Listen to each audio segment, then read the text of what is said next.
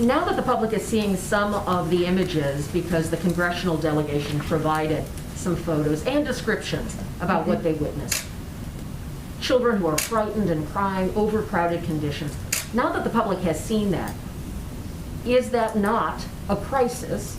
And what conditions or situations, what metrics would have to be in place for the administration to call it that? Well, children presenting at our border who are fleeing violence, who are fleeing prosecution, who are fleeing terrible situations is not a crisis.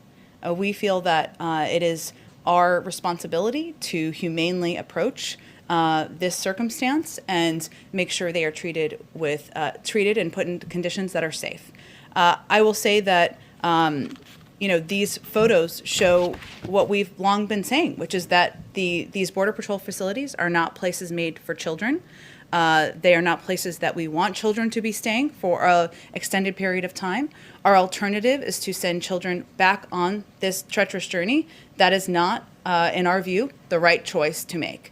And so our focus now is on solutions and putting in place policies, including expediting processing at the border, opening up additional facilities, something that you've seen developments on over the past several days, and there'll be certainly more on. Restarting our Central American Minors Program, which was stopped in 2017. Thousands of kids should be eligible to apply for that, so they're not making this journey. So what is his concern about this being a super spreader event where you've got 400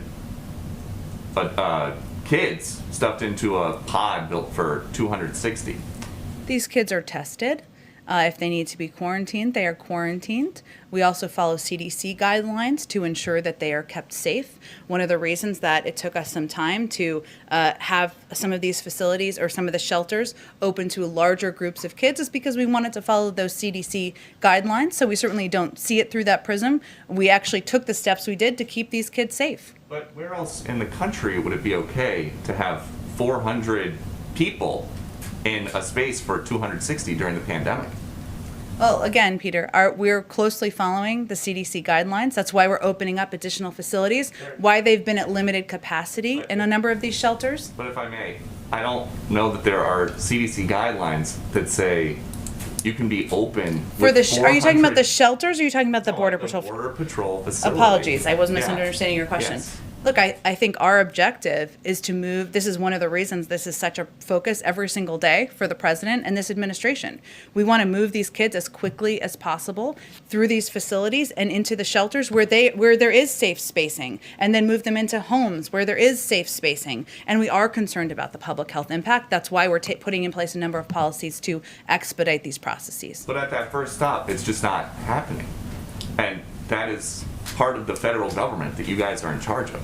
Well, again, I think I've outlined for you specifically even a number of steps that we have taken and we are taking to expedite processing at the border, to ensure we're expediting the timeline, because these Border Patrol facilities are not made for children. We want to move them in part because of COVID, in part because they're not places that have the educational, the health resources, and other resources that we believe these children should have access to. That's where all of our focus is on and why we're working to expedite things. We have a plan. We're implementing it, and we're confident we're going to be successful. In the spirit of transparency to rebuild public trust, when will reporters be allowed to tour facilities holding children who cross the southern border? And are there any concerns that the images from those tours might show that there's a crisis?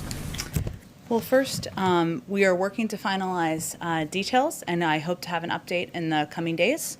We are working through with the Department of Health and Human Services and also the Department of Homeland Security to ensure privacy and ensure we're following COVID protocols. We remain committed to transparency. And of course, as I noted last week, we certainly want to make sure that the media has access to these sites.